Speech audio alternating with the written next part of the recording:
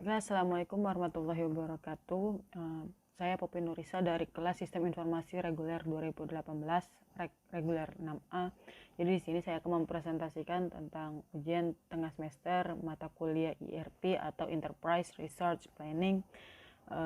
Berikut adalah soalnya, di mana diketahui untuk memproduksi barang D diperlukan bahan baku A, B, dan C, di mana kondisi diperlukan dengan karakteristik setiap bahan baku tersebut adalah sebagai berikut.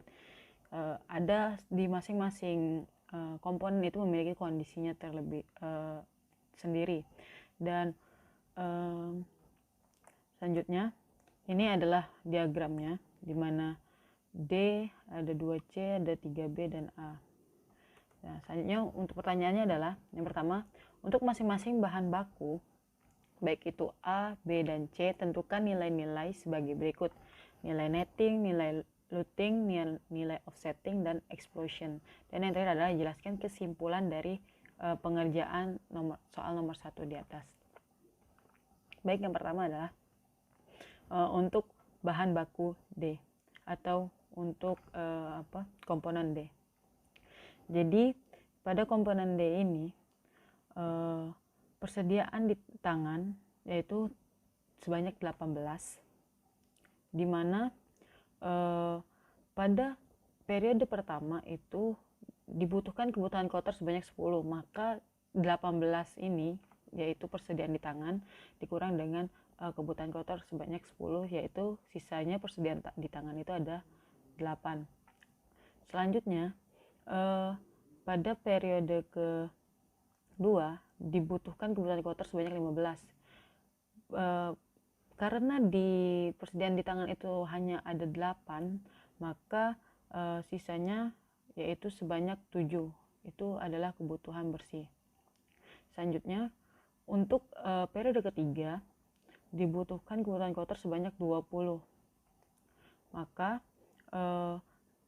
namun pada di periode ketiga ini terjadi jadwal penerimaan persediaan sebanyak 25, sehingga 25 ini dikurang dengan jumlah kotor, kebutuhan kotor 20, maka hasilnya persediaan yang ada di tangan itu sebanyak 5. Selanjutnya karena di persediaan di tangan itu ada 5, dan di periode keempat itu dibutuhkan sebanyak 15, maka ini di kebutuhan bersihnya terdapat 10. Begitu juga dengan periode selanjutnya, periode kelima yaitu 28, karena persediaan di tangan itu 0, maka kebutuhan bersihnya adalah 28. Di periode ke-6 dibutuhkan kebutuhan kotor sebanyak 15, dan karena di persediaan tangan itu 0, maka kebutuhan bersihnya sebanyak 15. Dan pada periode ke-7 sebanyak 20, karena persediaan di tangan 0, maka kebutuhan bersihnya 20. Begitu juga dengan periode terakhir atau periode ke-8, di mana kebutuhan kotor dibutuhkan sebanyak 23. Nah, karena persediaan di tangan terdapat 0, maka kebutuhan bersihnya itu sebanyak 23. Untuk offsettingnya itu sendiri, karena di sini pada kondisinya di komponen D itu lead time-nya itu 1 bulan, maka offsettingnya adalah sama seperti kebutuhan bersih atau netting, tetapi dinaikkan 1 bulan lebih awal, yaitu di mana offsettingnya terjadi di bulan pertama yaitu sebanyak 7, di bulan ketiga sebanyak 10, di bulan keempat sebanyak 28, di bulan kelima sebanyak 15, dan di bulan keenam sebanyak 20, dan yang terakhir di bulan ke-7 sebanyak 23. Untuk nettingnya itu sendiri bisa dijumlahkan dari kebutuhan bersih ini. Ada 7 ditambah 10 ditambah 28 ditambah 15 ditambah 20 ditambah 23, maka hasil untuk nettingnya itu sebanyak 103. Oke, selanjutnya untuk kebutuhan bahan baku C atau komponen C. Jadi di komponen C ini, untuk mencari kebutuhan kotor komponen C dibutuhkan tahap explosion, di mana mencari kebutuhan kotor berdasarkan rencana pemesanan atau offsetting dari komponen yang sebelumnya, yaitu komponen D. Nah, berhubung di diagram ini komponen C ini adalah 2C dari D, maka offsetting dari komponen D ini dikalikan 2, maka itulah kebutuhan kotor dari komponen C. Jadi di periode pertama itu 14 kebutuhan kotornya, karena persediaan di tangannya itu tidak ada atau 0, maka kebutuhan bersihnya 14. Di periode kedua tidak terjadi kebutuhan kotor, maka tidak terjadi apa-apa, transaksi apa-apa. Selanjutnya di periode ketiga dibutuhkan kebutuhan kotor sebanyak 20. Nah, di sini juga pada periode ketiga terjadi penerimaan persediaan sebanyak 8 unit. Maka kebutuhan bersihnya adalah 12 karena 20 dikurang 8. Begitu juga dengan periode keempat, di mana pemesanan ini di mana terjadi kebutuhan kotor sebanyak 56 ini tadi adalah hasil dari komponen D dikali 2, dan di mana juga menerima persediaan berdasarkan jadwal sebanyak 10, maka kebutuhan bersihnya hasilnya adalah 46. Dan pada periode kelima itu 30, maka kebutuhannya bersihnya adalah 30. Iya, berarti selama di komponen C ini persediaan di tangannya adalah 0 semua. Lanjut di periode ke-6 40 menerima jadwal persediaan sebanyak 20 dan kebutuhan bersihnya sebanyak 20. Di periode ke-7 dibutuhkan kebutuhan kotor sebanyak 46 dan kebutuhan bersihnya adalah 46. Baiklah, pencarian nilai looting bahan baku C menggunakan load for lot. Jadi load for lot ini pemesanan akan selalu sama dengan jumlah kebutuhan untuk meminimalkan persediaan yang ada di gudang. Jadi ukuran lot ini akan sama dengan kebutuhan bersih. Jadi pada periode pertama itu 14, periode ketiga itu 12, periode keempat itu 46, periode kelima 30, periode ke-6 20, dan periode ke-7 itu 46. Untuk offsettingnya itu sendiri terjadi lead time lead time 1 bulan, maka offsettingnya akan lebih cepat 1 bulan daripada kebutuhan bersihnya, seperti yang digambarkan pada tabel berikut. Selanjutnya untuk komponen A, di sini kita mencari kebutuhan kotor terlebih dahulu, di mana kebutuhan kotor ini kita dapatkan melalui tahapan explosion, di mana kita berdasarkan dari rencana pemesanan di tahapan sebelumnya, yaitu kalau kita lihat pada diagram tahapan A ini, tahapan sebelumnya adalah tahapan C. Berarti sama seperti offsetting dari C, yaitu 14, 12, 46, 30, 26, dan 40. Dan inilah kebutuhan kotornya.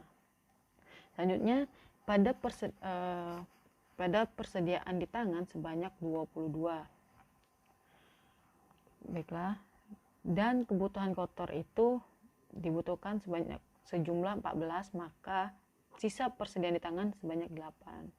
Untuk periode kedua itu dibutuhkan kebutuhan kotor sebanyak 12, sedangkan persediaan di tangan hanya 8, maka sisanya itu adalah kebutuhan bersih, yaitu sebanyak 4. Terjadi penerimaan persediaan yaitu sebanyak 15, jadi 15 ditambah 4, 19, dan di periode ketiga ini terjadi kebutuhan kotor sebanyak 46, maka 19 dikurang 46, maka sisanya adalah kebutuhan bersih 31. Dan selanjutnya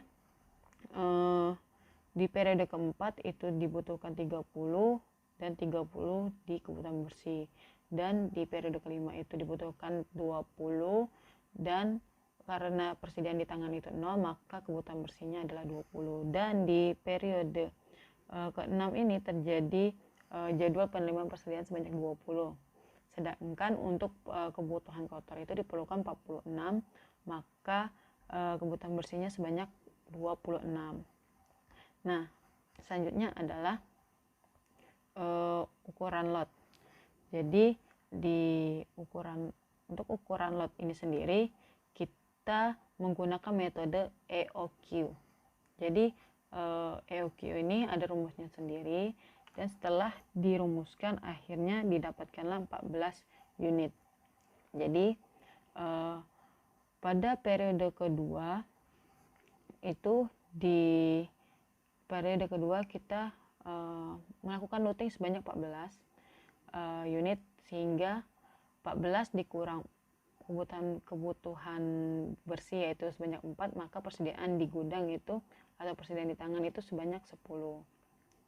Dan karena di persediaan kita ada 10, sedangkan kebutuhan bersihnya itu pada periode berikutnya atau periode ketiga itu membutuhkan 31 unit, maka kita lakukan looting.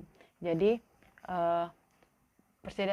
persediaannya tadi 10, dilakukan looting sebanyak 1 kali yaitu 14, yaitu jumlahnya ada 24, itu kurang dari 31, maka dilakukan looting sekali lagi sebanyak 14 unit, maka totalnya adalah 28 ditambah 10 yaitu 38 dikurang 31 maaf dikurang 31, maka sisanya ada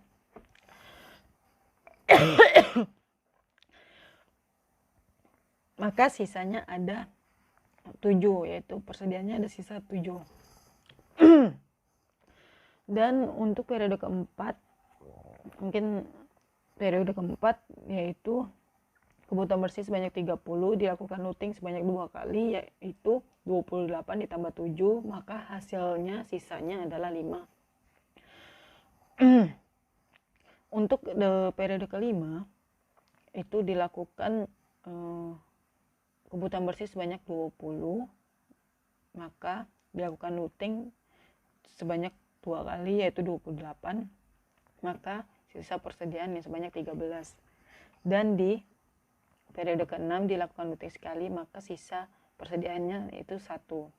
Untuk offsetting itu sendiri dilakukan lead time selama 1 periode atau 1 bulan, sehingga offsettingnya adalah 4, 31 pada periode kedua, 30 pada periode ketiga, 20 pada periode keempat, 26 pada periode kelima. Selanjutnya adalah bahan baku D. Untuk mencari bahan baku B, ini typo, maksudnya bahan baku B, kebutuhan kotornya itu ada, kita melakukan explosion, di mana pada komponen B ini kita lihat diagramnya terlebih dahulu. B ini merupakan 3B dari D.